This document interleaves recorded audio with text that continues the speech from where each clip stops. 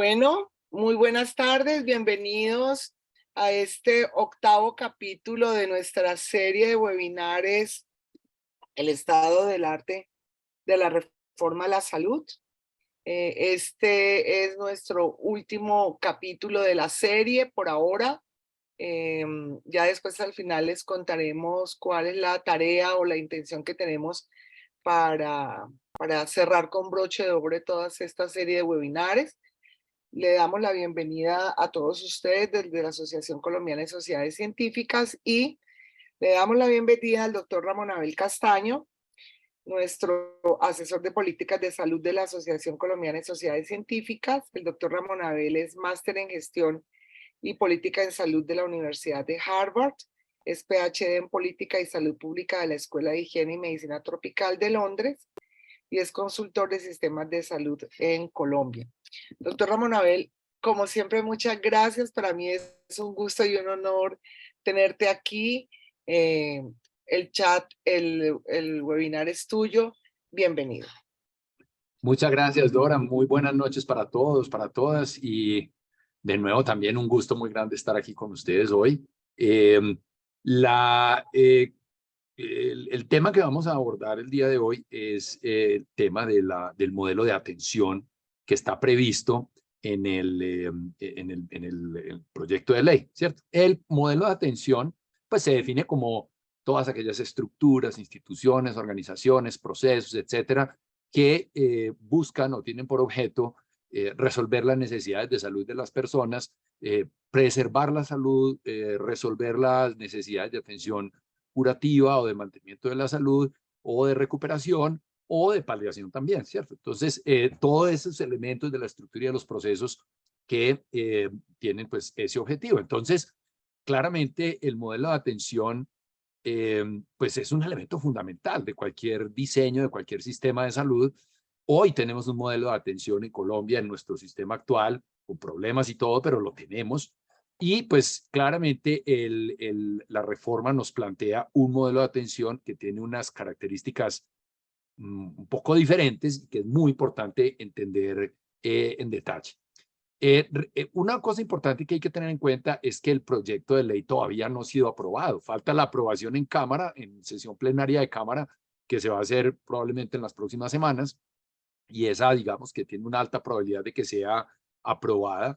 Sin embargo, falta todavía todo el tránsito por el Senado, ¿cierto? Y allí pues entra por comisión séptima de Senado y después pasa a comisiones, a plenaria, perdón, del Senado, eh, donde aparentemente, digamos, la fuerza de la coalición de gobierno no es similar o no es igual a la que tenía o la que tiene actualmente en la Cámara, por lo cual hay pues todavía mucha incertidumbre sobre si este proyecto va a ser aprobado así tal como está, o si va a ser archivado, si va a ser retirado, en fin, hay muchas posibilidades. Finalmente, el punto grande sobre esta reforma, que ya lo he mencionado en otras reuniones, es que pues es una reforma, un viraje muy fuerte, un viraje muy radical sobre el sistema de salud. Y pues entre más fuerte sea el viraje, como cualquier reforma, como cualquier proceso de reforma, entre más fuerte sea el viraje, pues mayores los riesgos de la transición, hay mayores peligros de que la cosa de pronto no funcione, de que haya grandes fracturas en ese proceso de transición. Los sistemas de salud normalmente van virando de a poquiticos, ¿cierto? Como reformas incrementales, ¿sí?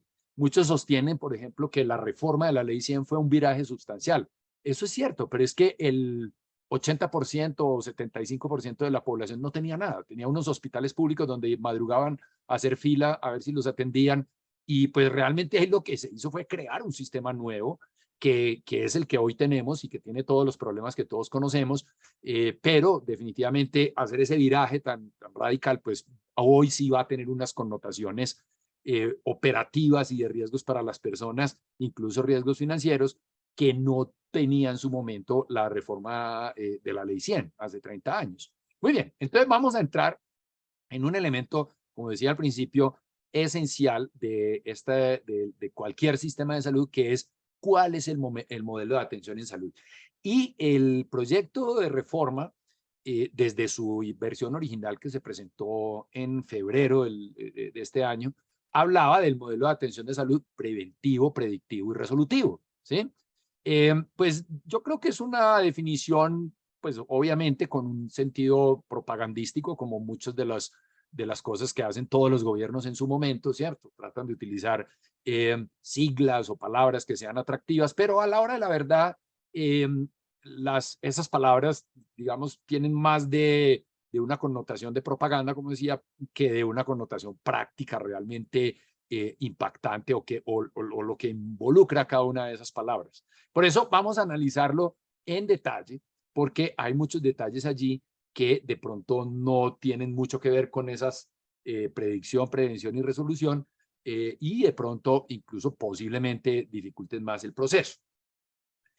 ¿Hay modelo de atención? Sí, de hecho el modelo actual, el sistema actual tiene un modelo de atención que fue lanzado con bombos y platillos en su momento por el entonces viceministro Ruiz, después ministro, que era el famoso MIAS, el modelo integral de atención en salud. Era un modelo que estaba basado en las EPS, en los entes territoriales, ¿cierto? Aquí estaban las EPS, aquí estaban los prestadores y la red, y aquí estaba la entidad territorial, y pues había supuestamente que desarrollar una integración funcional entre estos tres actores, unas interacciones para los riesgos integrales, la gestión integral de los riesgos en salud, ¿cierto? Tanto desde la atención primaria en salud como de la atención ya curativa, ¿cierto? Pues bueno, ese modelo, de alguna manera, que es el que tenemos hoy, reposa sobre ese modelo de aseguramiento que también tenemos hoy, ¿sí? Claramente, el modelo que propone el nuevo sistema es supremamente diferente y voy a ir dando entonces los elementos de por qué es tan diferente. Lo primero, artículo 5 del proyecto de reforma que está aprobado hasta ahora. Dice, los ejes centrales del modelo de atención de salud son la promoción de la salud, la prevención de la enfermedad, la predicción basada en la información y con base en eso, entonces se construye una política de calidad de vida y bienestar transsectorial y, ojo, con enfoque territorial y diferencial, ¿cierto? Entonces, digamos que hasta aquí, promoción, prevención, predicción, ahí no hay nada nuevo. Pero lo que sí es radicalmente diferente es el enfoque territorial.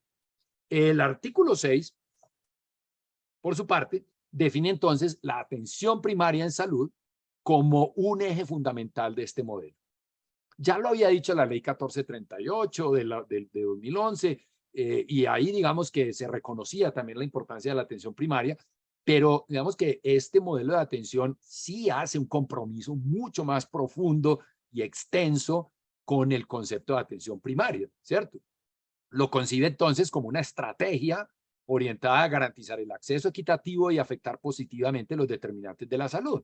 Y tiene aquí unos elementos que yo los resalto, tiene otros en el artículo sin duda, pero quiero resaltar estos, es decir, la identificación de las personas que residen en los territorios, la identificación de los riesgos de esas personas, formular planes de intervención para esos riesgos, provisionar de manera, o sea, provisionar los servicios de manera integral e integrada, los equipos de salud territorial, la referencia y contrarreferencia y la coordinación con otros sectores. Estos son elementos muy importantes de la atención primaria que en esta versión del proyecto de ley del gobierno tienen, como acabo de mencionar, unas connotaciones mucho más profundas y extensas que las que tenía en su momento la ley 1438. Y ojo acá, el artículo 8 entonces nos ingresa o nos pone ahí en primera línea ese concepto de la territorialidad. Y esto es muy importante. Ya lo he repetido como 3 veces en los 7 minutos que llevo hablando, porque hay una diferencia fundamental en este modelo de salud que nos propone o que piensa implementar la reforma del gobierno con el modelo de salud actual. Y es justamente esta de la territorialidad. Si ustedes recuerdan, algunos de ustedes que estuvieron en el webinar anterior en el que hablamos de redes integradas, hablaba yo del concepto de silos poblacionales y silos territoriales. Como veo que hay una audiencia mucho más grande hoy que la vez pasada y seguramente muchos van a ver este webinar después, probablemente no tengan la oportunidad de revisar ese par de conceptos, entonces lo voy a revisar aquí muy brevemente, porque así como fue importante ese concepto en el webinar anterior, aquí también es fundamental. Y ese concepto de los silos poblacionales y los silos territoriales. ¿Qué son los silos poblacionales? Imaginémonos que esta es una ciudad que está dividida en 4 territorios geográficos, ¿sí? Territorio 1, territorio 2, 3 y 4. El concepto de silos poblacionales, yo le he llamado silos poblacionales, no es que sea un concepto de la literatura. Yo introduje ese concepto el año pasado cuando escribí un artículo en mi blog, en mi página web, donde le pongo ese título, de silos poblacionales a silos territoriales. Y pues esto es una reflexión que yo vengo haciendo más o menos desde el año 2007, cuando se empezaron a hacer todas esas reflexiones sobre si las EPS hacían promoción y prevención o no, esa disfuncionalidad que hay a nivel de los municipios y de los departamentos, porque las EPS no se ponen de acuerdo entre ellas, ni se ponen de acuerdo con los entes territoriales para abordar fenómenos de naturaleza territorial.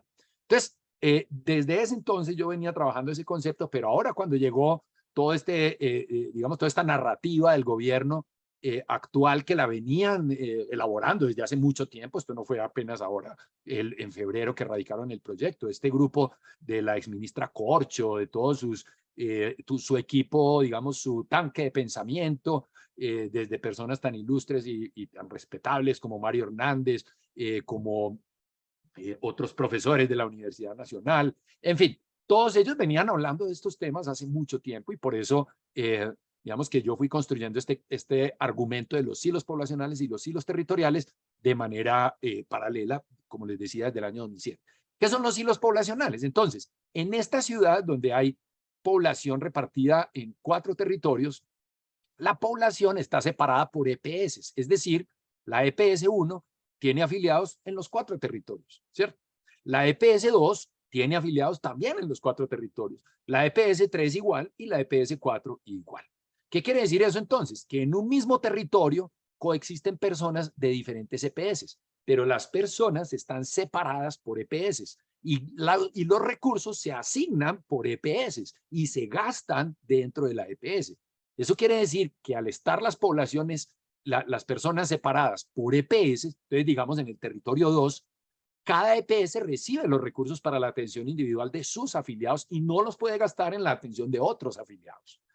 ¿Qué implica esto? Pues que las EPS tienen pocos incentivos para coordinarse entre ellas o entre ellas y la autoridad territorial para desarrollar acciones de naturaleza territorial, como cuáles, por ejemplo, embarazo en adolescentes. La prevención del embarazo en adolescentes es un fenómeno de naturaleza territorial, porque los constructos, los valores, los estilos de vida se construyen en los barrios, en los colegios, en las comunidades. Claro, también juegan mucho las comunidades virtuales que no tienen ninguna conexión con el territorio, pueden no tenerla, pero claramente hay unas comunidades físicas donde los fenómenos ocurren con una dinámica territorial. Entonces, si vamos a prevenir el embarazo en adolescentes, tenemos que ejercer una cantidad de intervenciones en el territorio, en los colegios, en los espacios de reunión de los jóvenes para dar educación sexual, educar sobre métodos de planificación, cambiar los imaginarios sobre plan de vida, etcétera. Todas esas son acciones de naturaleza territorial.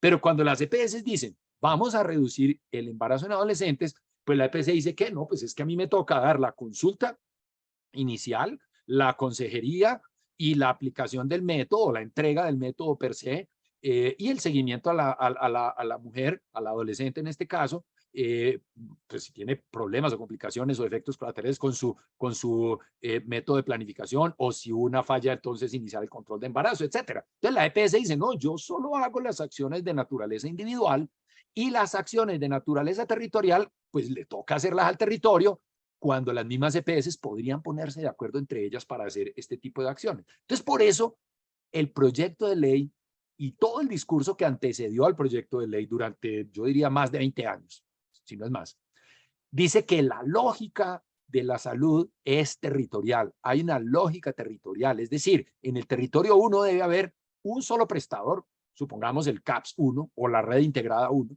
en el territorio 2 un solo prestador, en el territorio 3 un solo prestador y en el territorio 4 un solo prestador o una sola red integrada, ¿cierto? ¿Qué implica esto? Entonces, en el territorio 2 va a ser muy fácil hacer acciones de naturaleza territorial porque hay una sola autoridad territorial y un solo prestador. Puede haber varios CAPS, pero pertenecen a la misma red integrada integral de salud, ¿cierto? Entonces, aquí sí va a ser mucho más fácil desarrollar acciones de naturaleza territorial.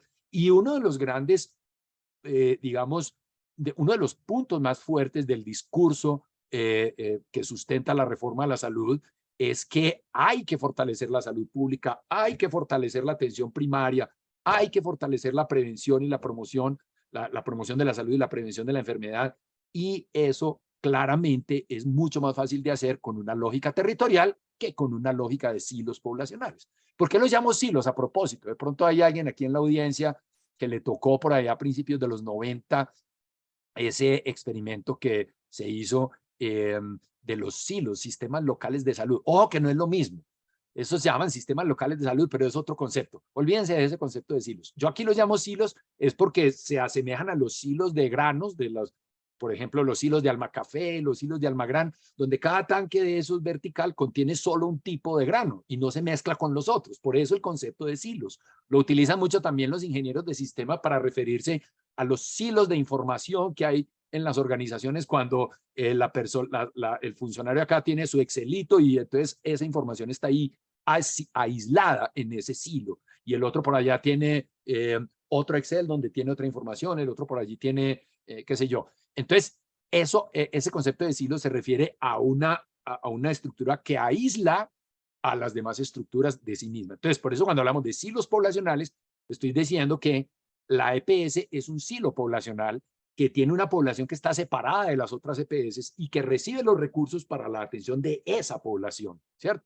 Muy bien, entonces, volvamos entonces al articulado de la ley y van a ver por qué es tan importante entender este concepto, esta migración de los silos poblacionales, de la lógica de silos poblacionales a la lógica de silos territoriales. Entonces, el artículo 9 dice, los centros de atención primaria. El centro de atención primaria aquí es el pivote, el eje del modelo alrededor del cual gravitan las funciones más importantes, no solo de atención primaria, sino también de atención individual de mediana y alta complejidad. Y miren lo que dice el artículo. El centro de atención primaria es la unidad polifuncional de carácter público-privado mixto de base territorial, ojo con la palabra, de las redes integradas e integrales de salud. Entonces, es el pivote alrededor del cual o en función del cual gira todo el resto del modelo de atención. Y describe en el artículo 10 unas funciones. No las puse todas, pero quiero resaltar estas. Adscripción poblacional, es decir, el CAPS debe adscribir a las personas que viven en su área geográfica de influencia. ¿Se dan cuenta? Silos territoriales, lógica de silos territoriales. Yo me debo adscribir al CAPS que está en mi área de residencia. En teoría, el proyecto después en su versión, en la enmienda y en el articulado que salió aprobado, en teoría la gente podrá escoger otro CAPS. Pues si mi mamá vive en Suba y yo vivo en Chapinero, pues si a mí me gusta ir al que queda cerquita a la casa de mi mamá, pues yo me inscribo en Suba. Sí, pero definitivamente lo que se pretende es que la lógica de este modelo sea territorial. Si ustedes revisan el artículo, el decreto ley que acaba de publicar el gobierno ayer sobre la emergencia social de La Guajira, el componente de salud, van a poder ver claramente lo que es una lógica territorial.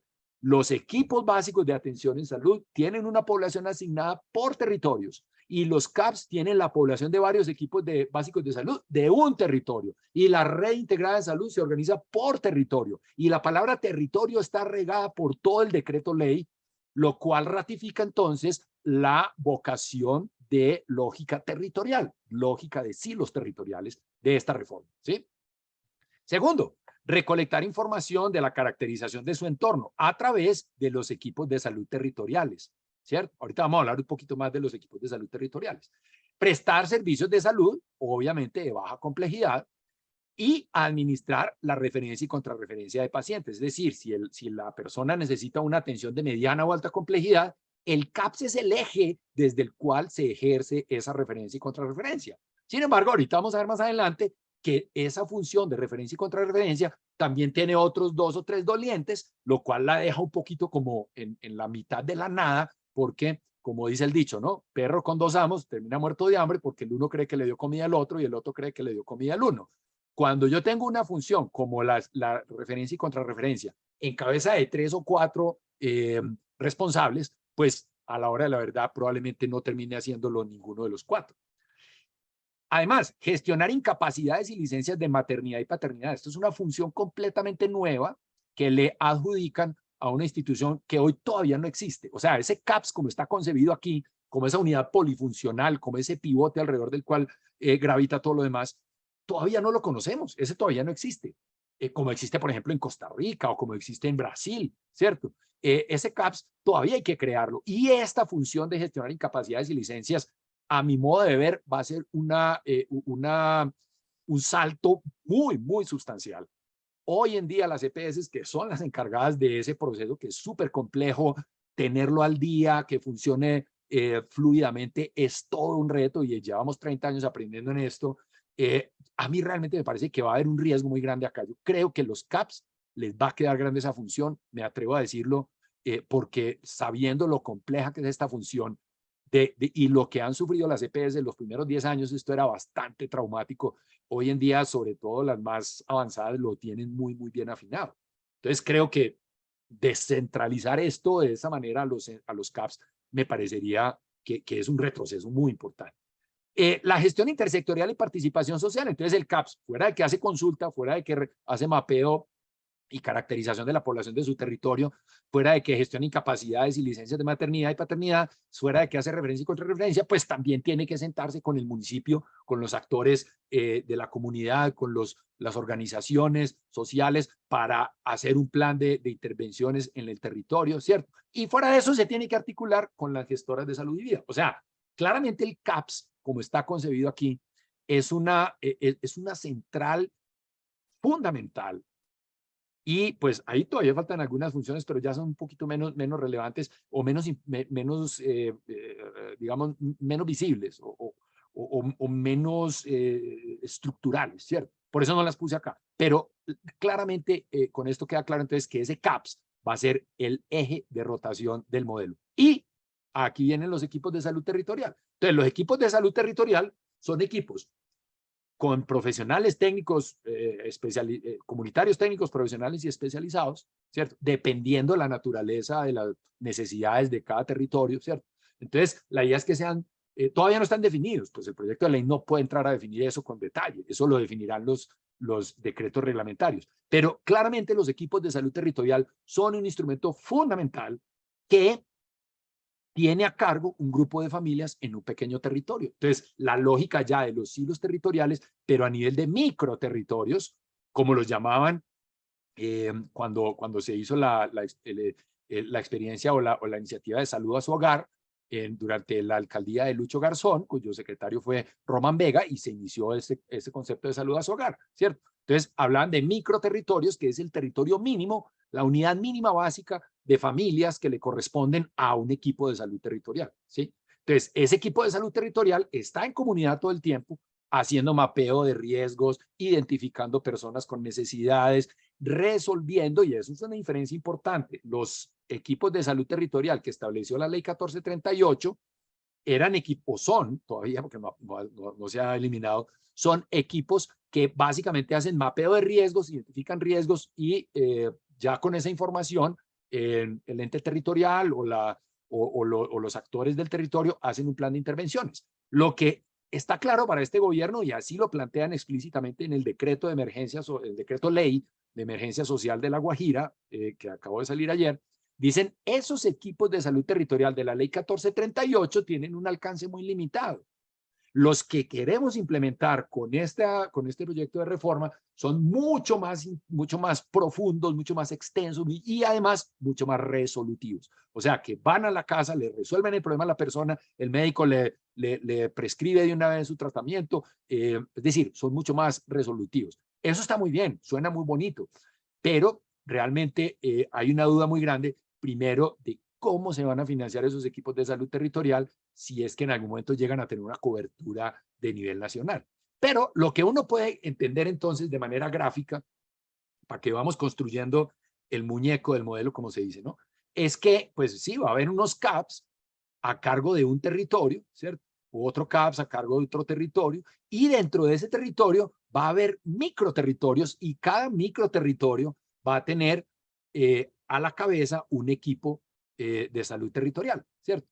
Entonces, la expresión mínima del territorio, de los silos territoriales, es ese microterritorio a cargo de ese equipo de salud territorial. que responde de alguna manera por el acceso, por la relación de esas personas y de esas familias con el prestador, y en teoría también por tener mejor acceso y con más equidad, ¿cierto? Entonces, el CAPS tiene varios equipos de salud territoriales a su cargo y esos equipos de salud territorial hacen parte de ese territorio específico de ese CAPS. Muy bien, vamos a seguir entonces y hablemos ahora de la mediana y alta complejidad. Y aparece el concepto de redes integradas e integrales de servicios de salud, que fue el que vimos en el webinar pasado.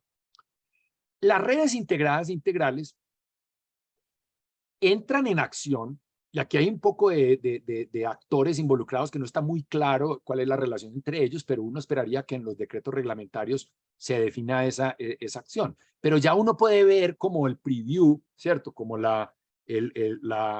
anticipo en este decreto ley de la emergencia social de La Guajira, ¿cierto? Entonces, hay una red integrada que bajo la coordinación de las entidades territoriales y gestoras de salud y vida, organiza y coordina la atención de las personas entre el nivel primario y como primer área de contacto, ¿cierto?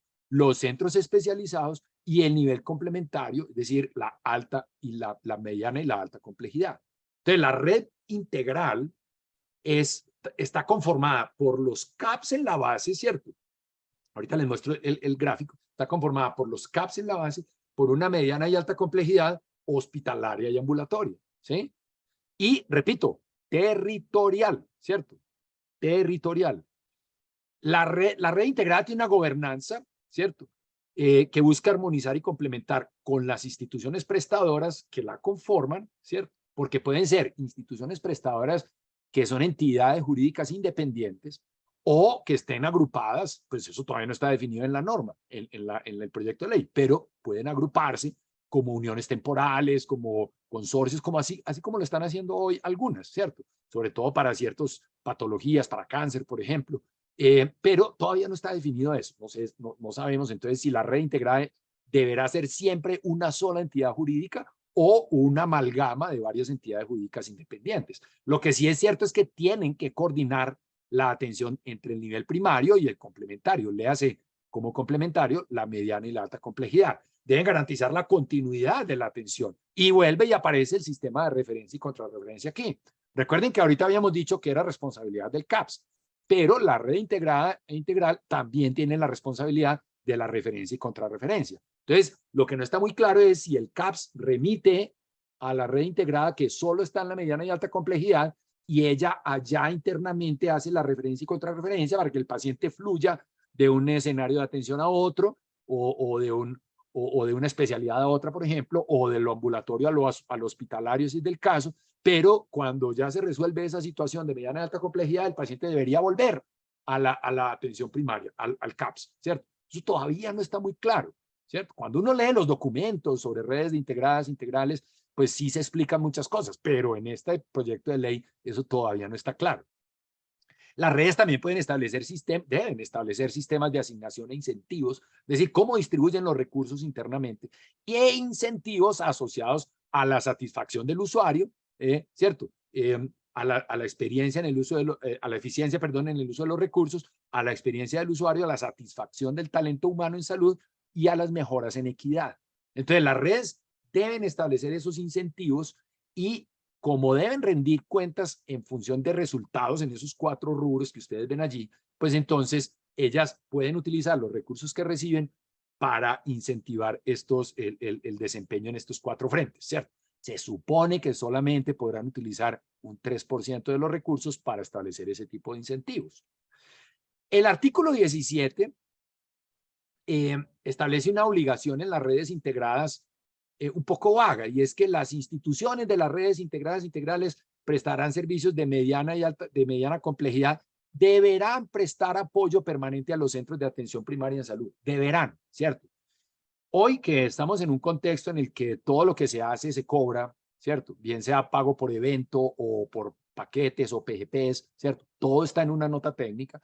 Entonces, uno se pregunta si estas actividades realmente van a tener una compensación, una remuneración, estas actividades de coordinar y de prestar apoyo. Imagínense ustedes lo que se pretende con esta intencionalidad es que, por ejemplo, el CAPS dice, voy a remitir este paciente que tiene un dolor articular no agudo, aparentemente de origen inflamatorio, entonces lo voy a remitir a reumatología, pero antes de remitirlo a reumatología, quiero que me ayuden los médicos ambulatorios de la red integrada a ver si realmente puede ser una patología de tipo autoinmune o simplemente es otro tipo de patología que no necesita un reumatólogo.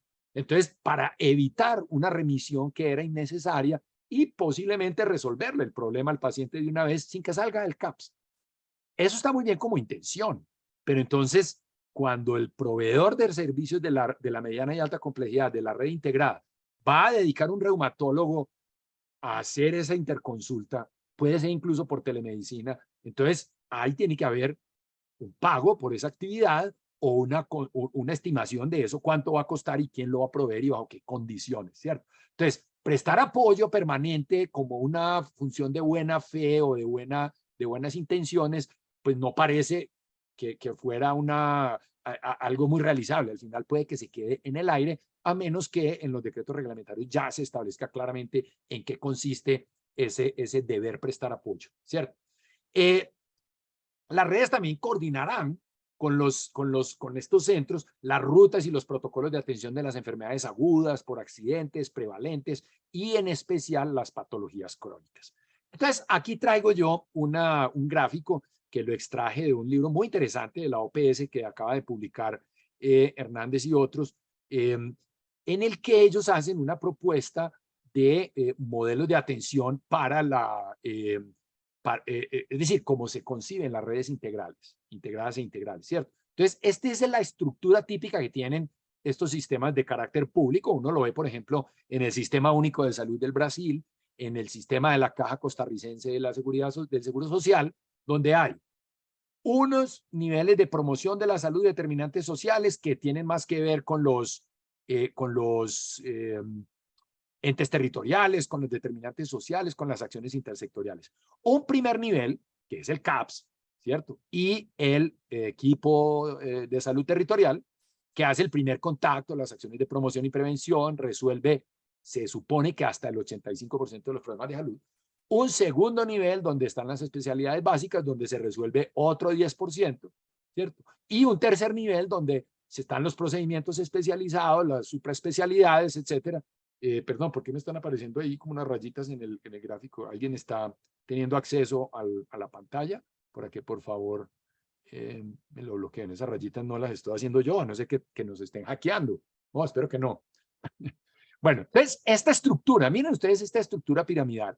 Esta era la estructura que tenía el Sistema Nacional de Salud de la reforma del año 75 en la red pública.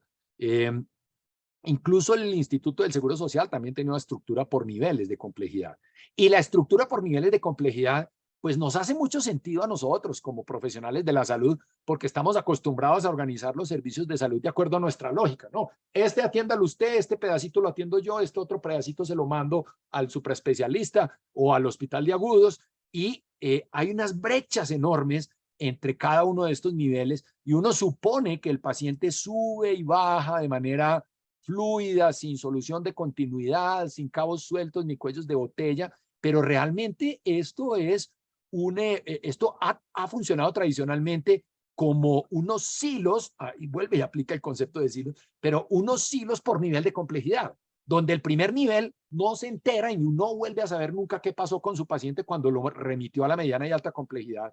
Y la alta complejidad o la mediana complejidad no le devuelve el paciente al primer nivel porque considera que no tienen las capacidades para gestionarlo adecuadamente. Entonces se queda con el paciente crónico y esto se vuelve unos territorios independientes que no tienen ninguna conexión entre ellos, ni ninguna continuidad. En teoría, el CAPS debe vigilar que se haga efectivamente esa referencia y contrarreferencia, pero además del CAPS, entonces también la gestora de salud y vida y también el ente territorial y también las instancias de regulación y control. Yo no sé por qué tengo estas rayitas aquí. pero voy a dejar de compartir pantalla y voy a reiniciar nuevamente. Bueno, parece que ya. Muy bien, entonces, estamos acá, ¿no? Entonces, ya están viendo la pantalla otra vez, ¿cierto? Ok. ¿Me confirman, por favor, si están viendo la pantalla? Sí, doctor Sí, Ramón, ya no. no aparecen. Ok, muchas No gracias. aparecen las. Se desaparecieron las rayitas. Muy bien. Entonces, en este contexto, lo que vemos es, repito, una separación por niveles de complejidad que se vuelve tremendamente disfuncional, sobre todo para las condiciones crónicas, ¿sí? El paciente diabético que tiene unas atenciones en la baja complejidad, otras en la mediana y otras en la alta, termina siendo abordado de manera aislada por unos silos de atención que no se comunican entre sí, ¿sí? Y hoy en día, y tal vez esto lo hablábamos en mayor detalle en el webinar pasado, los programas enfocados en grupos poblacionales específicos han logrado superar esta fragmentación por niveles de atención y están proveyendo incluso servicios de atención primaria, ¿sí? Porque es mejor aquí donde conocen al paciente, donde le tienen su historia clínica, donde el paciente se siente a gusto, donde conoce a las enfermeras, los médicos, todo el mundo, es mucho más efectivo, por lo menos así se ha demostrado en la experiencia de Colombia, ¿cierto? Entonces vamos armando el muñeco, ya tenemos los CAPS y los territorios con sus equipos territoriales de salud, y entonces, digamos, en este territorio, los CAPS 1 al 4 tienen su red integrada integral de servicios de salud de mediana y alta complejidad, que también tiene una lógica territorial, ¿cierto? Y si estos necesitan servicios de alta complejidad, de tercer o cuarto nivel, pues entonces tienen un servicio de referencia que a su vez le presta servicios a varias redes integradas de varios territorios. Y aparece aquí un actor que es la gestora de salud y vida, ¿sí? Vamos a hablar un poquito del sistema de referencia y contrarreferencia antes de pasar a la gestora de salud y vida. El sistema de referencia y contrarreferencia entonces se vuelve como el canal, ¿cierto? Como esos puentes que juntan, supongamos que esos sean islotes o esos silos, ¿cierto? Entonces, esos canales que comunican un silo con el otro. Yo cuando oigo hablar de sistema de referencia y contrarreferencia, me acuerdo muy bien del decreto que creó el Sistema Nacional de Salud en el 75 y se decía que la solución para conectar escenarios de atención era el sistema de referencia y contrarreferencia, ¿cierto? Y realmente nunca vi funcionar un sistema de referencia y contrarreferencia y de manera idónea en ese contexto. Yo pude trabajar como médico general en el Sistema Nacional de Salud desde el año 87 que me gradué, el primer año del rural, hasta el año 94, que hice mi última consulta como médico general. Y realmente los sistemas de referencia y contrarreferencia nunca funcionaban. Uno refería al paciente, pero nunca lo volvía a ver. La contrarreferencia no funcionaba. Y creo que la expectativa de que esta vez sí vaya a funcionar la veo difícil, ¿cierto? Porque miren, hay una instancia de coordinación regional, departamental y municipal. Hay direcciones territoriales de salud y sus centros reguladores de urgencias y emergencias. Están los gestores de salud y vida y están los centros de atención primaria en salud, todos con responsabilidades que hasta ahora por lo menos parece que se traslaparan y se duplican. Entonces, repito, cuando el cuento del perro con dos amos, ¿no? Se muere de hambre porque el uno cree que le dio comida al otro y el otro cree que le dio comida al uno. Entonces empiezan de pronto a chutarse aquí entre ellos responsabilidades. Yo no sé cómo va a ser ese mapeo de esos procesos y de asignación de responsabilidades, roles y responsabilidades de cada uno de esos actores, porque así como está, todavía está muy confuso. Entonces todos van a ser de todos y todos son responsables de todo, lo cual a la hora de la verdad va a llevar a que nadie responda por nada, ¿sí? Entonces miren, ahí está, gestora de salud y vida, instancias de coordinación regional, departamental y municipal y direcciones territoriales de salud. Además, los CAPS, ¿cierto? Entonces todos haciendo de todo, al final no sabemos cómo va a quedar eso, ¿cierto? Miremos lo que son el capítulo específico de enfermedades raras. Hay un artículo específico que dice, el Ministerio de Salud y Protección Social fomentará y organizará la red de instituciones o centros especializados de enfermedades raras. Cuando hablamos en el webinar pasado sobre redes integradas e integrales de salud versus programas especializados, en este artículo queda plasmado que sí, por lo menos las personas con condiciones denominadas enfermedades raras van a conservar sus programas especializados. No sabemos si los actuales, a lo mejor lo que el gobierno pretende es eliminar los prestadores privados actuales, perdón, y crear sus propios programas especializados. No lo sabemos, no está explícito en la ley. Hasta ahora, que por lo menos hasta donde yo sé, no se ha proferido ninguna manifestación al respecto, pero podría uno decir, bueno, en aras de esa lógica de lo público que propone este gobierno, con la cual muchos no necesariamente estamos de acuerdo, pues en aras de esa lógica de lo público, pues el gobierno dirá, este programa lo manejo yo directamente. Vamos a ver qué pasa. Pero por lo menos en la ley, en el artículo 22, queda claro que sí se van a preservar esos programas especializados, al menos para las enfermedades raras. Ahora sí hablemos de las gestoras de salud y vida, que este es un gran punto del debate, primero entre el gobierno y la oposición, ¿cierto? Y segundo, pues obviamente de los gremios que agrupan tanto las EPS actuales del régimen contributivo como las EPS del régimen subsidiado. Pues se dio toda una discusión porque al pasar de la lógica de silos poblacionales, que es la actual lógica de las EPS, a la lógica de silos territoriales, pues simplemente, según el gobierno, se deben acabar las EPS porque esas dos lógicas son incompatibles. Eso no es necesariamente cierto tampoco desde mi perspectiva. Hay experiencias en el pasado reciente que muestran que sí es compatible la lógica territorial con la lógica poblacional, silos territoriales con silos poblacionales. Pero bueno, eso ya lo comenté en el webinar pasado, pero el gobierno, digamos, entró con una claridad contundente en el proyecto inicial de febrero, diciendo, ni siquiera se mencionaban las EPS, ni siquiera se mencionaban, simplemente todo se organiza por silos territoriales, los recursos se asignan por silos territoriales, los equipos territoriales de salud, los CAP, las redes integradas, etcétera. Y cuando empezó todo este alboroto de que estaban violando la libertad de elección, de que las EPS hacen gestión de riesgo y hay que conservarlas, de que todo el aprendizaje de las EPS, en fin, que la libertad de elección de aseguradora, etcétera. Entonces, el gobierno, digamos, que trató de hacer una mezcla ahí de ese enfoque de silos poblacionales y silos territoriales, diciendo, bueno, entonces la gente podrá escoger su gestora de salud y vida, pero como que sí, pero como que no, porque la gestora de salud y vida tiene una lógica territorial también. Y así lo dice en el artículo, en el decreto ley de emergencia social de La Guajira, ¿cierto? La gestora de salud y vida tiene una lógica territorial. Entonces, miremos qué son las gestoras de salud y vida. ¿Son las EPS de ahora o son totalmente distintas?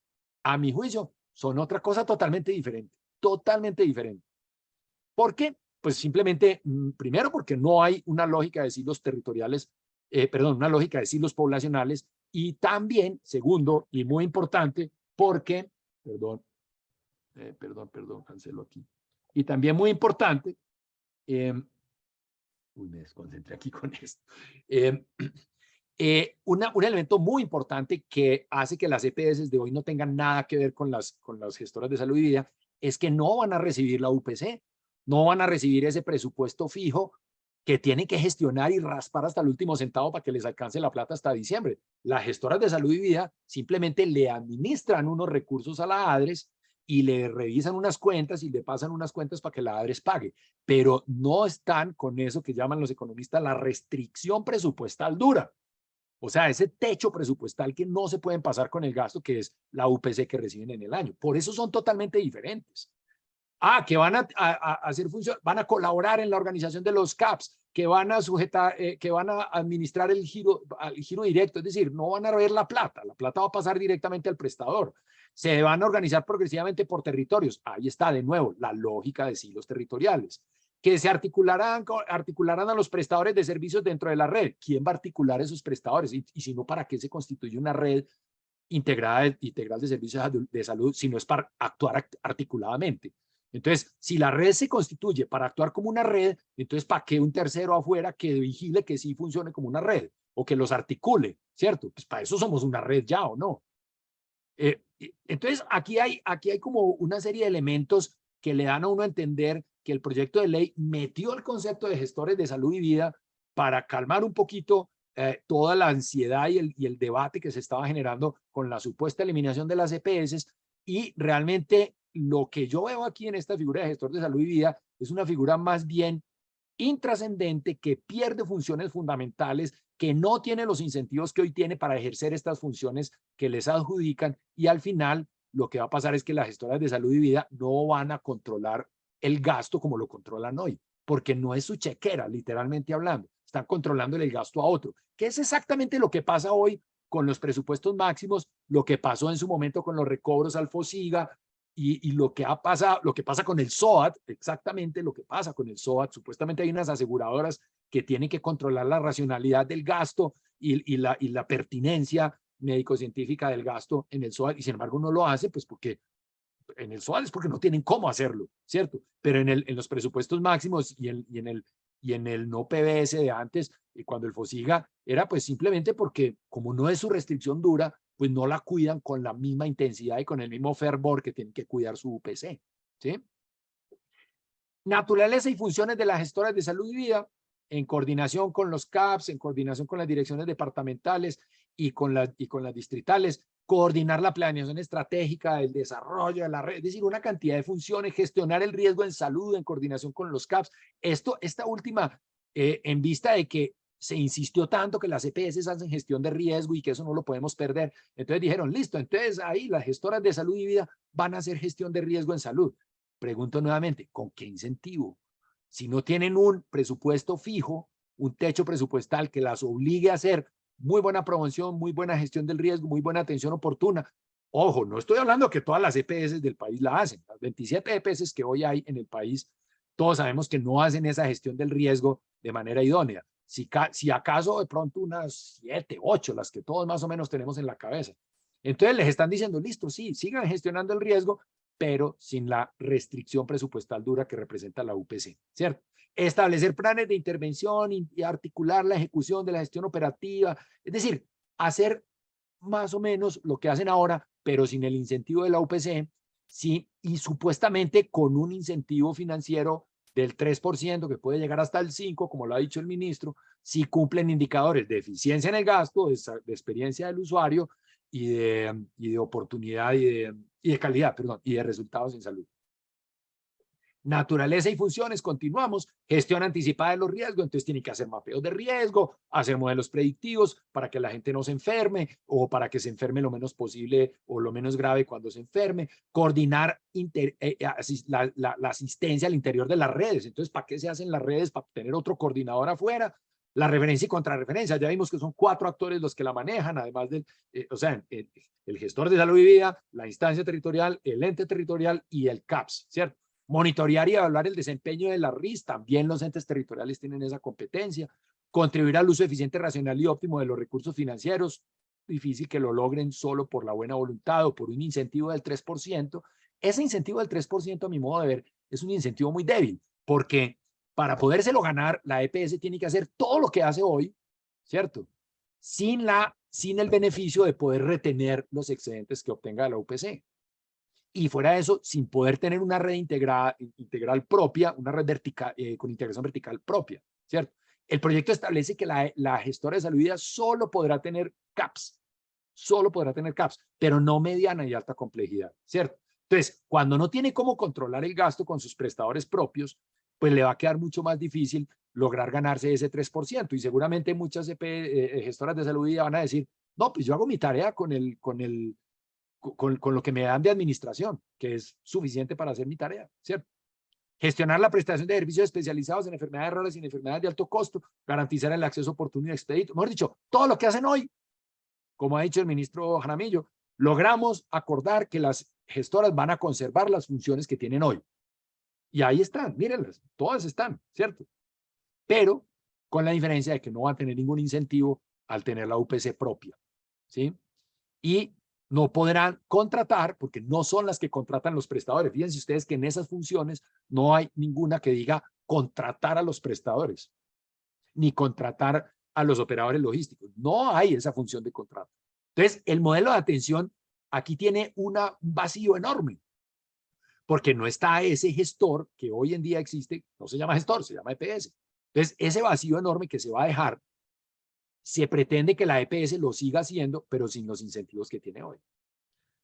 Y este 54, para cerrar ya el tema de redes, es que la atención de los pacientes con patologías crónicas también queda atomizado. Este fue un tema que trabajamos en el webinar pasado, porque los programas que hoy conocemos de diabetes, enfermedad renal crónica, hipertensión, riesgo cardiovascular, VIH, autoinmunes y todas estas otras, no raras, las que no sean raras, pues quedan atomizados y quedan totalmente fragmentados por territorios con esa lógica de silos territoriales, ¿cierto? Entonces, solamente durante 6 meses se les garantiza que continúan con su programa, pero al final de los 6 meses, entonces el programa desaparece y los pacientes tienen que quedar distribuidos por los diferentes silos territoriales.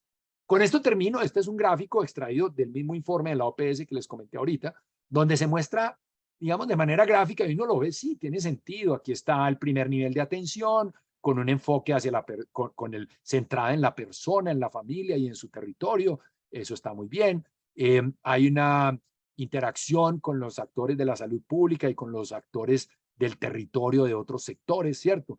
Y entonces desde el primer nivel de atención se ejercen todas esas funciones, como les mostraba ahorita el CAPS, y la función de referencia y contrarreferencia a la atención especializada de mediana y alta complejidad, hospitalaria y ambulatoria, ¿cierto? Y mientras tanto, pues hay una gobernanza de la red y este primer nivel participa en la gobernanza de la red, los territorios también participan en la gobernanza. En fin, aquí como lo ve uno diría, bueno, sí, tiene sentido, pero realmente hay unos retos operativos y estructurales muy importantes. Muchos dirán, bueno, estoy sesgado por el status quo, ¿cierto? Cuando uno está acostumbrado a 30 años de un sistema, le cuesta mucho imaginarse otra cosa. Bueno, en el caso mío, no creo que esa sea la situación, porque mi rol ha sido más como investigador, como analista, no solo del sistema colombiano, sino de sistemas en muchos otros países del mundo.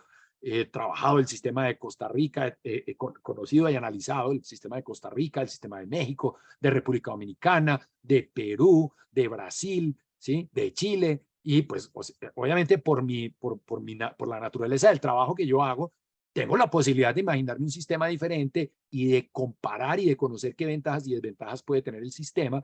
Entonces, de alguna manera, lo que yo hago me hace ver los sistemas de una perspectiva mucho más amplia, mucho más de bosque, y yo creo realmente que hay, es decir, un sistema como el SUS en el Brasil, que es algo así a lo que más o menos nos trata de llevar este proyecto de ley del gobierno.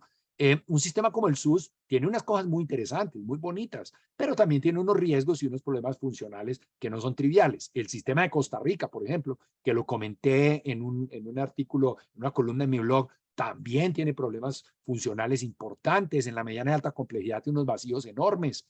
La atención primaria es hermosa, es una cosa muy, muy bien pensada y funciona divinamente, pero la mediana y alta complejidad no. Entonces, más con una perspectiva amplia de diversos sistemas de salud, una perspectiva mucho más heterogénea que la que pueda tener una persona que solo conoce este sistema y solo ha trabajado en él, creo que sí tengo la posibilidad de pensar fuera de la caja, y por eso he señalado estas debilidades y estos riesgos, pues obviamente por el conocimiento que he tenido de estos otros sistemas. Con esto termino, no sin antes recordarles a los que conocen mi libro, a los que no lo conocen, les cuento que yo publiqué este libro en febrero de este año, donde hago una reflexión sobre 5 razones por las cuales esta reforma de gobierno no resuelve los problemas de fondo del sistema de salud colombiano, ni otras reformas, no solo la de Petro, ni otras tampoco.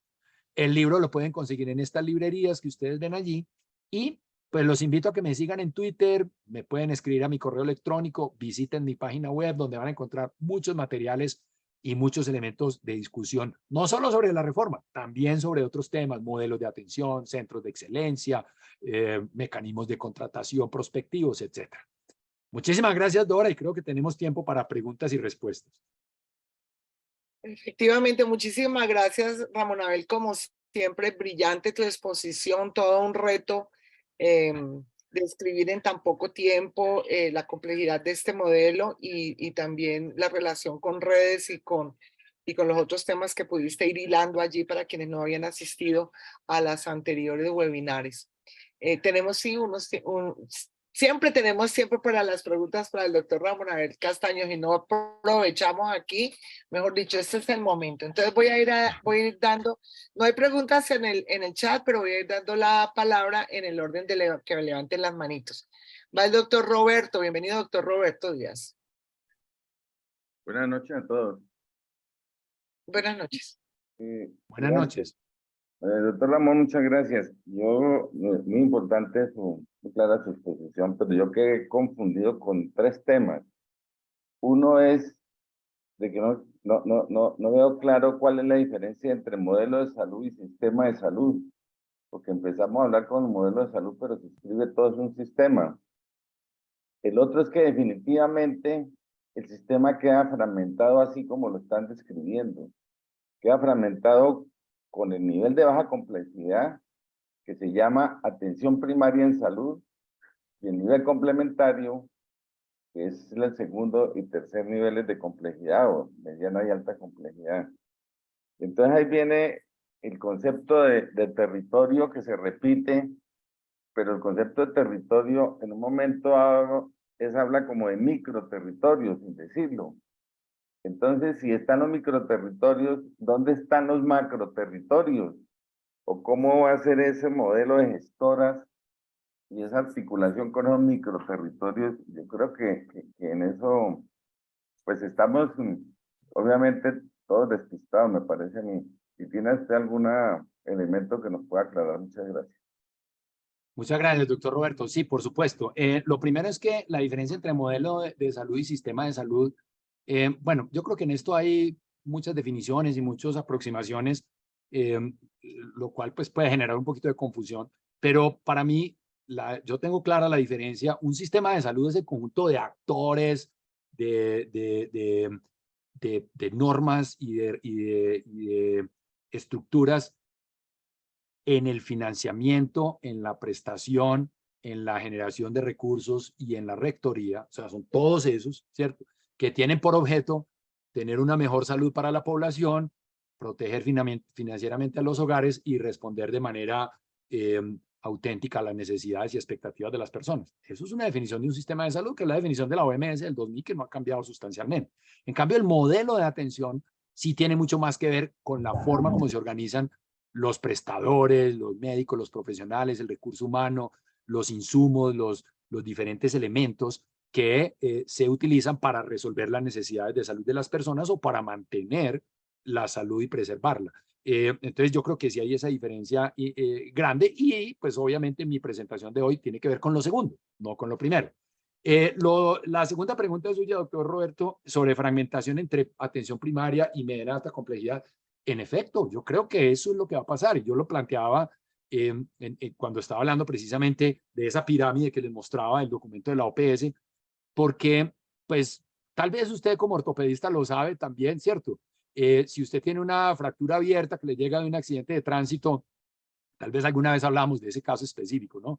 El paciente que llega a Florencia con una fractura abierta y le hacen un lavado y lo cierran y no sé qué, y le llega a usted y entonces se mete en un problema tremendo en el manejo de esa fractura allá en Neiva.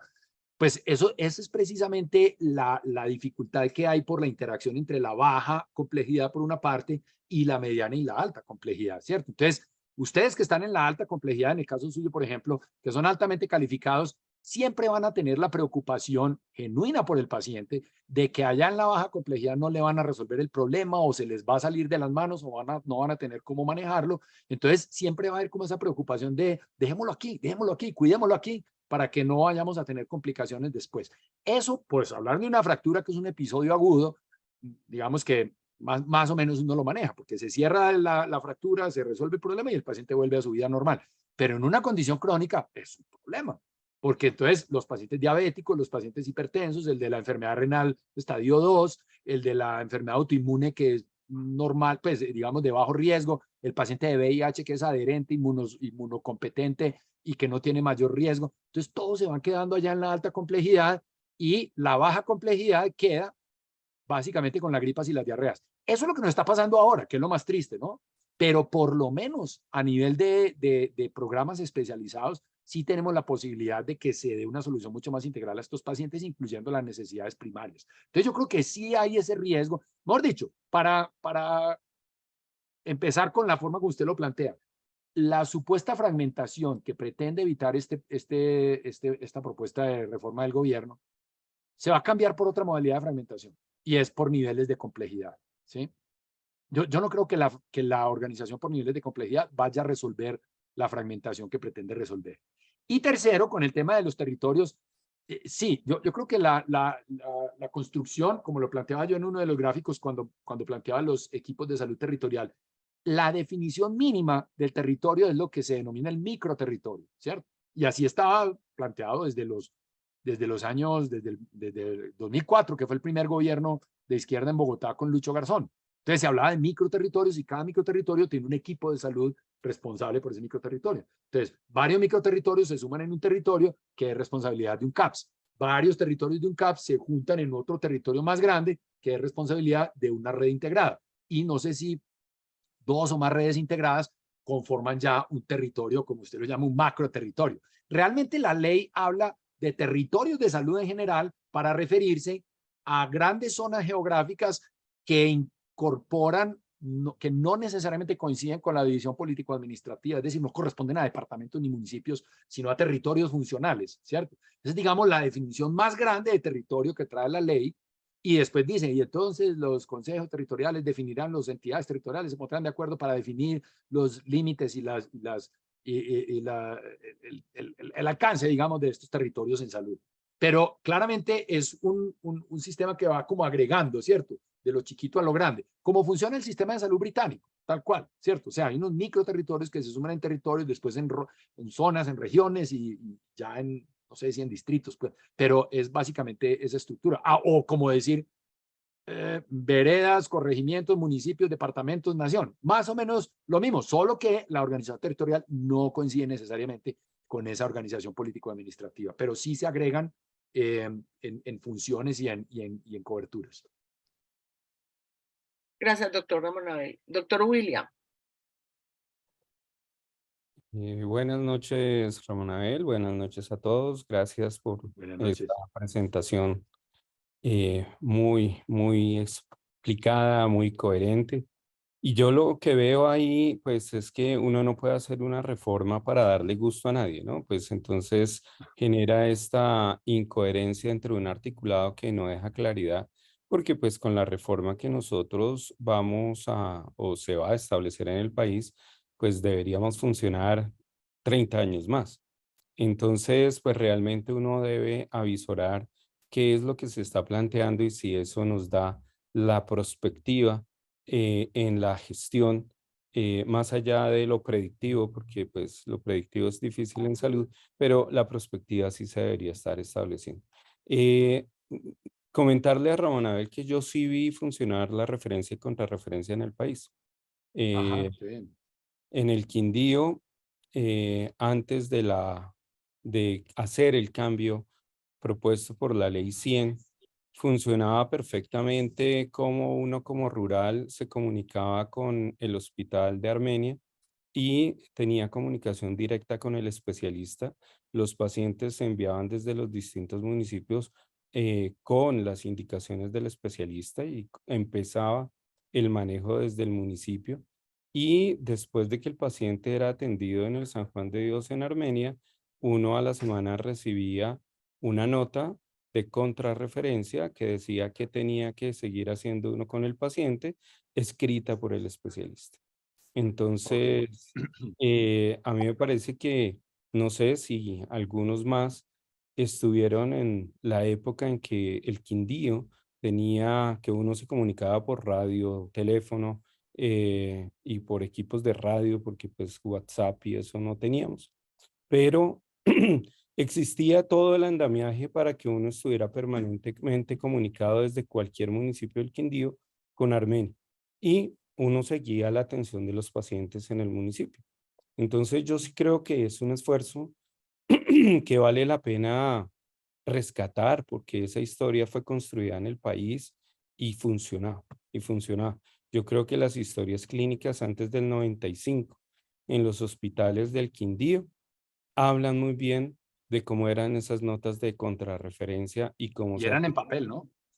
Claro, era papel, a uno le llegaba el papelito.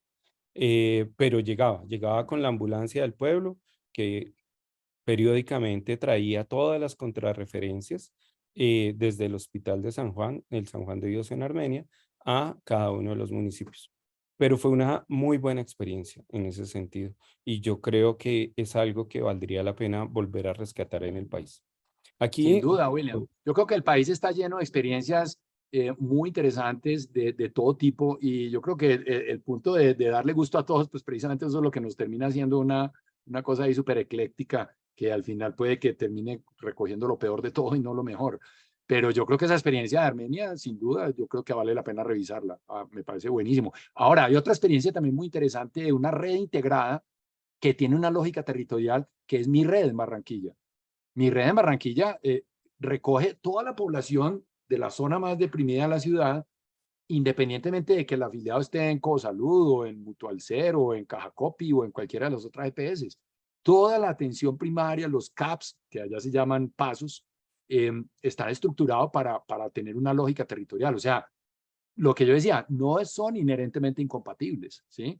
Y están atendiendo población afiliada de EPS, que supuestamente son silos poblacionales, pero en el territorio los abordan como silos territoriales. Me parece que eso también nos da luces de que las cosas sí pueden funcionar de manera no tan radical si de un lado o del otro. sí, no, y también en ese mismo el ejemplo de la pandemia, o sea, en la Ajá. pandemia logramos articulaciones muy importantes que parece ser que nosotros les, de un brochazo las estamos borrando, todos estamos felices porque sentimos que hemos superado una pandemia, pero no estamos rescatando las lecciones que aprendimos durante la pandemia, que hay muchas en cuanto a articulación, respuesta sanitaria, y que nos han enseñado cómo rápidamente podíamos haber aunado esfuerzos, en este caso para la pandemia, pero que lo pudiéramos hacer en torno a algunos problemas de la población, a las necesidades, a los determinantes. O sea, deberíamos rescatar lo que aprendimos en pandemia para mirar cómo se cimenta ese sistema del futuro. Y Así es. ahí precisamente yo creo que una de esas preguntas que van saliendo como centrales, la libre elección, ¿hasta dónde es fundamental la libre elección para el desarrollo de todas las acciones en salud? ¿Y qué nos aporta la libre elección? En nuestro régimen subsidiado, la libre elección se acabó hace montones de tiempos porque pues las EPS están asignadas por territorios y esa ya es un camino que también se ha venido recorriendo durante este tiempo en el régimen subsidiado. Ok. Y acá, pues, ¿por qué esa pregunta? Porque si uno se abandera de la libre elección, probablemente no encuentra que las funciones territoriales o el abordaje de determinantes y el abordaje asistencial no necesariamente corren por los mismos recorridos o los mismos circuitos. Entonces, por un lado, los determinantes están establecidos por planes de desarrollo, porque necesitamos del sector educación, necesitamos del sector económico, necesitamos de los otros sectores para de verdad dar respuestas, pero lo asistencial, pues como bien se había dicho acá, no necesariamente coincide con límites político-administrativos. Entonces, Ni eh, con la lógica territorial, ¿o sí? y con la lógica territorial. Entonces, el flujo de dinero va por distintas vías y ahí es donde cobra importancia el territorio o la base territorial como un articulador de distintas vías de flujo de dinero, de distintas vías de flujo de estrategias, para que realmente puedan responder a su población. Entonces, eso Ok. nos invita más a pensar es en ejercicios de planeación, herramientas de planeación en territorio que realmente empoderen a esa autoridad territorial para que pueda generar las respuestas debidas, que es una parte dentro de la reforma en salud que no hay claro, no hay un capítulo de cómo serán las nuevas autoridades territoriales en salud, qué funciones van a tener estas secretarías de salud, tanto municipal, distrital y departamental, que me parece que una reforma no puede avanzar sin que aclare cuál es el papel de la autoridad territorial y hasta dónde eso alcance y claro, dentro de esta confluencia de comités, consejos y demás organizaciones que van pululando y que van proliferándose de una manera inconexa. De Eh, acuerdo, doctor ok, Robles.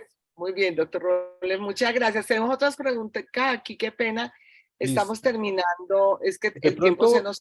por cerrar una cosa, diría es la elasticidad que debe tener uno en la planeación y para mirar las mejores rutas, que ojalá que las rutas sean las de menores cantidades de pasos para la población. Ok, muchas gracias, Julián. Sí. Muchas gracias. Hay algunas preguntitas, doctor Ramón Abel, para ir cerrando. Un doctor aquí pregunta que cómo sería entonces el manejo de las enfermedades crónicas y de alto costo en la gestión del riesgo en el modelo que está planteando la reforma. Bueno, ese es un punto, una pregunta súper clave. Yo la pasé muy por encimita porque ya la habíamos trabajado a fondo en el webinar anterior donde hacíamos la reflexión sobre redes integradas y programas especializados. Salvo las enfermedades raras que están explícitamente descritas en el artículo que les mencionaba, las enfermedades crónicas quedan atomizadas bajo una lógica territorial. Entonces, por ejemplo, VIH, si yo tengo en un área, en un territorio geográfico, tengo una población de, pongámosle, 100.000 personas. En 100.000 personas, con una prevalencia de 3 por 1000 en Colombia, se supone que debe haber 300 personas con VIH. Entre 300 personas con VIH, el 80% son más o menos de bajo riesgo, bien controlados, adherentes. Hay un 15% más complicadito y un 5% muy complejo, ¿cierto? Entonces, son 15 pacientes complejos, difíciles, que no van a tener un programa transversal o que cobije varias poblaciones, sino que van a estar yendo por referencia y contrarreferencia a la mediana y a la alta complejidad, a que los vea el infectólogo, a que los vea el hepatólogo, a que los vea el cardiovascular o el no sé qué, y pues ahí van a quedar fragmentados, ¿cierto? Eso por una parte, la disfuncionalidad, como mencionaba el doctor Roberto, entre la baja complejidad y la mediana y alta por otro lado. Pero el otro problema para las enfermedades crónicas, que hoy en día ya tienen un desarrollo muy establecido, muy sólido, es que, y vuelvo al ejemplo del VIH, el paciente de VIH no es un paciente que le guste andar yendo por ahí de prestador en prestador diciendo yo tengo VIH. La mayoría de pacientes de este tipo prefieren y tienen un cierto grado de confidencialidad con su condición que hay que respetar, por supuesto, y pues cuando los programas quedan atomizados, el paciente pierde esa identidad con su programa, que es donde lo conocen, donde saben que su familia no sabe, por ejemplo, es bastante frecuente en esta población. Entonces, es toda esa parte de la interacción, de la intimidad de la relación con el paciente, se quedaría atomizada. Y yo creo que esto sería un riesgo muy grande para esta población porque todo eso conspira en contra de la adherencia al programa y, por supuesto, a la terapia antirretroviral. Pongo el ejemplo de VIH porque es donde más visible y más sensible el tema, pero en cualquier otra patología crónica también va a pasar eso. Entonces, creo que la perspectiva que se atomicen los programas especializados es una perspectiva que a mi modo de ver es muy preocupante y yo la he manifestado abiertamente por todos los medios. Y pues bueno, desafortunadamente, incluso en algún debate que se hizo en la Cámara, en la Comisión Séptima de Cámara, recuerdo la representante Marta Alfonso diciendo que los programas no se van a afectar porque a los pacientes les van a dar su cita con el especialista y les van a dar su medicamento. Eso lo que le da a uno la idea es que si creen que los programas especializados son una cita con un especialista cada mes y una caja con 30 pastillas, pues es una o sea, no se entiende realmente qué es un programa especializado. Un programa especializado es un conjunto de intervenciones, de acciones con los pacientes, con sus cuidadores, con su familia, con su entorno, que va mucho más allá de una cita a un especialista y una caja de pepas. Entonces, creo que me parece un riesgo muy grande para estos programas que se simplifiquen de esa manera, como quien dice, les vamos a dar su cita al especialista sin demoras, porque eso no es realmente el problema fundamental. Bueno, y para cerrar, doctor Ramón Abel, dos preguntas. Una, que cómo se integraría todo el tema de medicamentos, laboratorios, etcétera, en este modelo, y que cuál es el feeling respecto a que si este proyecto pase o no pase. Bueno, lo primero es el proyecto de ley habla de los operadores logísticos y de los gestores farmacéuticos como un actor, digamos que de alguna manera se conserva ese actor y no queda atomizado, ¿cierto? Como decía ahorita de los programas especializados, justamente. Parece que no quedan atomizados. Los operadores logísticos han logrado un crecimiento sustancial en Colombia. Obviamente hay 4 o 5 que son los más grandes, pero también hay una gran cantidad de pequeños. Que han desarrollado toda esa capacidad de logísticas, primero de compra, de negociación, de distribución, de almacenamiento, de optimización de inventarios, de entrega y de administración del medicamento. Quizás el proyecto reconoce el valor tan importante que agregan estos operadores logísticos o gestores farmacéuticos y por eso conserva esa figura. Sin embargo, no es claro que con los laboratorios clínicos o con las redes de imágenes diagnósticas o de otro tipo de apoyos tengan la misma lógica. Primero porque no los mencionan. Se menciona una red de laboratorios de salud pública que es distinto, porque es para temas de interés en salud pública. Pero la red de laboratorios que hacen 200.000 hemogramas o qué sé yo, 10 millones de pruebas procesadas al año, no está tan claro. Y yo creo que allí hay un actor muy importante en el sistema de salud, que es producto de este sistema actual, ¿cierto? Que se ha generado toda esa consolidación y ese desarrollo de estas megacentrales de procesamiento que han hecho que los laboratorios clínicos reduzcan sustancialmente su costo, lo cual no ve uno en otros sistemas de salud. No va a México, va a Perú, va incluso a República Dominicana, y se conserva esa estructura del microlaboratorio, ¿cierto? Del laboratorito chiquito de esquina o dentro del hospital su propio laboratorio. No se menciona eso en este proyecto de reforma. Entonces realmente no se me ocurre qué irá a pasar con esto, ¿cierto? Y si Tengo se más nos tiempitos acaba, para preguntas, Dora, hasta las 7:30 si quieren. Yo me puedo quedar sin problema. ve que si se nos acaba la platica, ¿qué vamos a hacer? Bueno, eso, pues bueno, esa es una pregunta de fondo que da para otro webinar, porque sería como la sostenibilidad financiera del sistema, pero porque lo puedo responder muy rápido. Primero, el sistema actual no es financieramente sostenible, pero el sistema que propone el gobierno para resolver ese problema va a terminar empeorando el problema de sostenibilidad financiera. Es decir, no solo no va a resolver el problema de sostenibilidad financiera, sino que lo va a empeorar. Y hay una razón fundamental que este es el escenario desde sociedades científicas para plantearlo, y es que elimina las auditorías previas y elimina la contratación selectiva. Es decir, la función de compra y la función de gestión de riesgo se eliminan o se debilitan sustancialmente. ¿Por qué se elimina la función de compra? Porque ADRES no va a contratar, ADRES simplemente va a recibir facturas y las va a pagar. Y no hay un contratante, el articulado no describe dónde está el contratante, habla de acuerdos de voluntades, pero para conformar redes integradas, no para hacer un contrato con la ADRES. Entonces, así como se hace hoy en el SOAT, la ADRES simplemente recibe unas facturas y las paga. Claro, se hace una auditoría, pero es una auditoría ex post, de un hecho ya cumplido, donde a lo sumo podrá decir, no, esto no se lo pago porque no es médicamente pertinente, y vaya de la pelea pues de una cosa que ya está hecha, de que si le sacaron el apéndice y no era pertinente, pues ya se lo saqué, ya me lo tienen que pagar. En cambio, en el modelo actual, las EPS tienen unos controles ex post muy importantes. El primero de ellos es contratar selectivamente con un prestador que le permita a la EPS una mejor gestión del costo. Estoy hablando de las EPS que hacen bien su tarea. Es que hacer bien la tarea de prestar todos los servicios que implica el plan de beneficios con sencillitos 1.300.000 al año es una tarea fenomenalmente retadora. Entonces la EPS en el acto de administrar ese 1.200.000 pesitos, esos 100.000 pesitos mensuales, le toca hacer maromas, milagros y maravillas. No voy a salvarlas a todas. Hay unas que lo hacen terriblemente mal, pero hay unas que lo han aprendido a hacer bien. Lo que pasa es que es muy poquita plata y por eso la escasez genera esa sensación de que se están robando la plata, que están poniendo barreras de acceso, que no quieren darles los servicios a los pacientes. Quítenlas del medio para que vean lo que va a pasar. Y eso es lo que va a pasar con la reforma. Las quitan del medio, les dan el papel de gestoras de salud y vida, que no tienen el mismo incentivo ni la misma fuerza para cuidar los centavitos como lo hacen hoy. Entonces, simplemente el gasto se va incrementando. Y todos los médicos sabemos que siempre es mejor hacer una pruebita más, un hemogramita más, mandar un día más en el hospital, operemos a este paciente ya, no esperemos más. Entonces, siempre hay digamos, una razón técnico-científica dentro de ese margen de variabilidad que tenemos los médicos en las conductas, que si nos dan el permisito, si nos dan el espacio, pues nos corremos un poquito, sin que eso sea corrupción, sin que sea inducción de la demanda. Ojo, estamos buscando el bienestar de nuestro paciente. Ese solo efecto puede llevar a un incremento del gasto de un año para otro del 5, del 8, del 10%, porque las EPS no van a tener el incentivo para atajar esa demanda como lo tienen hoy, con todo y las disputas y las controversias que eso genera y los costos de transacción que eso genera. Pero así viven todos los sistemas de salud para que la plata les alcance. Se la pasan peleando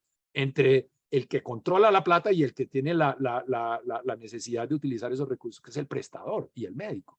Siempre hay esa confrontación. Entonces, en nuestro sistema pretendemos eliminar el problema como decía el rey Tigranes, cuento yo por allá la historia en uno de mis blogs, el rey Tigranes, que cuando llegó el mensajero a decirle que viene un ejército que van a acabar con su reino, el Tigranes lo que hace es matar al mensajero porque le trajo malas noticias. Entonces, estamos cometiendo el error de matar al mensajero por el mensaje y no enfrentar el problema. Entonces, la sostenibilidad financiera, a mi modo de ver, se va a empeorar. El problema de riesgo financiero del sistema se va a empeorar porque no van a ejercerse esos controles previos. Los controles concurrentes más o menos, y los controles posteriores pues no van a tener la misma efectividad precisamente por el efecto de correr la rayita un poquito en los controles previos. Entonces, si los recursos son los mismos, no van a crecer a la velocidad que se espera, porque necesitaríamos 2 reformas tributarias, pues, o una cada año por lo menos, y eso no va a pasar. Entonces, es perfectamente predecible que va a haber una crisis financiera mucho más rápido y de mucho mayor magnitud. Aquí hay un comentario del doctor Bautista que dice que sí, que va a haber una fragmentación y que pues ve el sistema fragmentado, sobre todo con la atención de mediana y alta complejidad y para los pacientes crónicos. Creo que es la Así ilustración es. que ha dado. Y hay una pregunta interesante aquí, que si en alguna parte, en algún país del mundo que conozcas, hay un sistema parecido a este que quieren implantar y que cómo les ha ido. Al que quiera implantar el gobierno, sí, claro, el Sistema Único de Salud de Brasil es el espejo, yo creo que es un buen espejo de lo que podría pasar en el sistema, porque el Sistema Único de Salud es un sistema público donde toda la oferta es pública, está organizado por nación, estados, municipios, ¿sí? Con esa lógica territorial, ¿sí? Los municipios tienen equipos de atención primaria, con lógica territorial, ¿cierto? No todos los municipios ni en todos los rincones del país, pero sí tienen más o menos esta lógica. Y pues los hospitales funcionan con subsidios de oferta, algunos pues recibirán otros recursos, pero el Sistema Único de Salud, que es el público, pues cuando no puede satisfacer las necesidades de todos sus afiliados, pues acude al sector privado, ¿cierto? Lo que ha llevado es que el sistema público se ha ido desfinanciando, o por lo menos su financiamiento no ha crecido al ritmo que ha crecido la demanda. Y recientemente, en el año 2015, hubo una enmienda constitucional que obligó al gobierno federal a congelar el crecimiento del gasto público en general. A congelarlo es que no crece sino con el IPC solamente, no crece, no hay crecimiento real. Entonces, eso ha llevado a que el sistema público cada vez esté más cortico. ¿Y qué ha pasado? Pues que los brasileños que tienen cómo pagar empiezan a buscar seguros de salud privados, que tienen su oferta en el sector privado, en los hospitales privados, y el gasto público del sector privado está creciendo a una velocidad mucho mayor de la que crece el gasto público. Lo tengo en mi libro, en el capítulo 5 hago exactamente esa reflexión y muestro esa curvita de crecimiento que muestra que el sistema público se va quedando corto y el recurso humano más talentoso pues empieza a buscar opciones en el sector privado, por supuesto, porque tiene mejores ingresos, porque tiene más posibilidades de desarrollar, salvo los grandes profesores que siempre se quedan en el sector público porque tienen otra dinámica pues diferente, ¿cierto? Por ahí viene una pregunta ahora que si había EPS en otros países. Quiero coger esa pregunta porque Carolina Corcho, bueno, cuando era ministra, pero hoy también recientemente lo ha repetido, que en ningún país del mundo, que en ningún otro país del mundo hay EPS. Eso no es cierto. Les puedo decir ya sistemas similares al nuestro que más que pluralismo estructurado o algo, se conoce como competencia gestionada. Es el sistema de Managed Competition de Alan Enthoven, que diseñó para finales de los 70, que es como un híbrido entre sistemas privados y sistemas públicos, que es un híbrido entre aseguramiento y sistema nacional británico. Entonces, el sistema de Managed Competition existe en Holanda, donde ha tenido el mayor desarrollo. En Holanda hay, no se llaman EPS, obviamente, pero se llaman pues, aseguradoras que funcionan con una lógica muy parecida a la nuestra. En Israel, ¿sí? Hay una EPS muy grande, que es Clalit, que es la que tiene una participación mayoritaria, que es lo que tenemos hoy más o menos con la nueva EPS. Pero hay otras 3 o 4 que son más pequeñitas, pero funcionan así como funciona nuestro sistema, muy parecido con una UPC, con un plan de beneficios definido. Estados Unidos las tiene, pero Estados Unidos no es el modelo a seguir, de acuerdo. República Dominicana.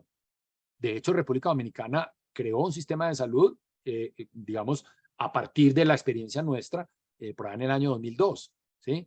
Entonces, hay muchos países que tienen aseguradores, en Bélgica, en Francia existen aseguradores, en Alemania existen aseguradores que tienen silos poblacionales. Más bien la lógica para separar esos sistemas de salud es silos poblacionales o silos territoriales. Silos poblacionales, Alemania, Holanda, Israel, todos los que he mencionado. Silos territoriales, Canadá, Reino Unido, España, Costa Rica, ¿cierto? Así puede haber una clasificación mucho más lógica, que tiene mucho más sentido, porque sí permite identificar estos dos modelos que son claramente diferentes. Y ahora sí la pregunta final, que si nos puede contar qué ocurrió en México con el sistema de salud de López Obrador. No, lo que pasó en México fue con el Seguro Popular. No, el sistema del Seguro Social, del IMSS y del ISSSTE siguen igual, como siempre. Lo que pasa es que el Seguro Popular sí tuvo un cambio muy drástico. El Seguro Popular es como el régimen subsidiado de los años 95, 96. De pronto algunos aquí recuerdan lo que se llamaban las EPS transitorias, que el gobierno tenía, el FOSIGA de entonces, la ADRES de entonces, había hecho unos recaudos tan enormes por ese punto de solidaridad que nos sacaban del impuesto a la nómina y los tenían que asignar porque esos eran recursos para el régimen subsidiado. Entonces el gobierno le dijo a los departamentos, les dijo, ¿sabe qué? Administreme usted el régimen subsidiado y empiece a afiliar gente, y en la medida en que afilie gente yo le voy dando UPCs para que usted preste este plan de beneficios del régimen subsidiado, que era más chiquito que el del contributivo, y yo le doy una UPC. Entonces esas EPS transitorias administraban el régimen subsidiado. En México funcionaba así el Seguro Popular desde principios de la primera década del 2000. Entonces los estados, los gobiernos estatales, tenían que salir a buscar la gente pobre que estaba en el sector informal para afiliarla al Seguro Popular, y el gobierno federal les enviaba un per cápita de acuerdo al número de personas que tuvieran afiliadas. Y tenían un plan de beneficios que lo habían definido con límites, ¿cierto? Con unos criterios distintos a los de acá, pero tenían ese plan de beneficios. ¿Qué quería decir? Que lo que estaba por fuera de, esos planes de ese plan de beneficios no lo tenían que pagar los departamentos, los estados, pues, con esa plata. Allá no tenían la tutela ni la tradición constitucional garantista de nuestro país, entonces allá sí, el que tenía algo que no estaba cubierto en el Seguro Popular, pues no se lo daban, ¿sí? Entonces, cuando llega el gobierno de López Obrador, con un discurso también de muchas décadas desde antes criticando ese modelo porque tenía una connotación neoliberal, de mercado, etcétera. Entonces llega el gobierno de López Obrador y dice, acabamos con el Seguro Popular, le quitamos esos recursos a los gobiernos estatales y los llevamos al gobierno federal, y se crea una cosa que se llama el INSABI, Instituto de Salud y Bienestar, que administra directamente subsidio a la oferta con entrega de subsidios a la oferta a los hospitales. O sea, volvieron a antes de lo que era el Seguro Popular. ¿Qué pasó? Los recursos se quedaron cortos, el gobierno arrancó prometiendo que iba a cubrir de todo, que se iban a acabar las barreras de acceso, que el Seguro Popular era lo peor porque negaba servicios. Ahora el INSABI no va a negar servicios. Pues no pudo, se reventó. Ahorita en marzo de este año se colapsó literalmente. No pudieron, ¿sí? Entonces le trasladaron toda esa población supuestamente al Instituto Mexicano de Seguro Social, que claramente pues no tiene cómo atenderla ni cómo hacerlo. Entonces, eso fue otro espejito interesante para mirar de cómo la promesa infinita de acceso para todo, lo que llamaba Juan Luis Londoño el totoya, todo para todos ya, sin restricciones. Eso no lo hace ningún país del mundo. Que lo prometamos políticamente para ganar votos y eso, pues está bien, pero a la hora de la verdad, eso no lo hace ningún país del mundo. Entonces, el totoya que prometió López Obrador terminó estrellándose de barriga contra el suelo y terminaron colapsando el INSABI. Doctor, un minuto porque tenemos otra reunión enseguida. Una pregunta que plantean aquí, que si siguieran las EPS, ¿cómo hacer para controlarla? Para controlar el problema que genera. No, pero es que las EPS no son las que, es decir, estoy hablando de las buenas EPS. Si uno ve las buenas EPS que tratan de hacer una buena labor con su UPC, están tratando de hacer estirar una plática muy poquita para muchísimas cosas y muchas coberturas y para muchas personas. Entonces, eliminar esas EPS porque supuestamente generan un problema que es una insuficiencia de recursos para atender necesidades que siempre están por encima de ellos, pues no resuelve el problema, antes lo empeora, porque se elimina justamente el que ha desarrollado esas habilidades para poder estirar esa plática, ¿cierto? De hecho, pierden plata todos los años y les toca capitalizar o o recuperan recursos por otros mecanismos como mercados financieros, etcétera, que además está regulado por el gobierno. Entonces, yo creo que lo que se puede hacer con las EPS ciertamente es incrementar las exigencias y los estándares primero, de viabilidad financiera de las EPS, ¿cierto? Y segundo, de cumplimiento, de oportunidad en las citas, de otra serie de elementos, y que podamos salir de aquellas que tienen ese tipo de prácticas aborrecibles, que alguien las mencionaba, ciertamente, porque no todas lo hacen bien, hay unas que hacen cosas muy feas. Entonces, claro, continuar en esa regulación. Pero en ese momento, en su momento, Carolina Corcho, cuando era ministra, tenía razón. No hacer nada no es una opción. Hay que hacer algo, porque tenemos un problema y lo tenemos que resolver. Pero mi reflexión final es eliminar las EPS como si fueran las causantes del problema para crear un sistema distinto que no va a poder controlar el gasto, pues va a ser peor que la solución. Finalmente va a terminar el sistema con los recursos agotados mucho más rápido y generando un problema de cartera peor. Bueno, muchísimas gracias a todos, Ramón Abel, como siempre, muchísimas gracias por tu generosidad en el tiempo y tus explicaciones tan precisas. Este es el último webinar de la serie, pero vamos a hacer un foro dentro de 15 días. Vamos a estar con los doctor Roberto, invitadísimo. Vamos a estar con los ponentes de estos webinares que hemos tenido hasta la fecha y vamos a invitar a alguien del gobierno para que esté actuando también con nosotros. Oportunamente enviaremos a los presidentes de las sociedades científicas para que hagan algunas preguntas y vamos a ir armando entonces este foro y ya le daremos pues la respectiva información completa. Doctor Ramón Abel, muchas gracias. Muchas gracias, Dora, a la Asociación de Sociedades Científicas y a todos ustedes por acompañarnos por esta hora y media. Muchísimas gracias y una feliz noche para todos. Buenas noches, gracias. Hasta luego.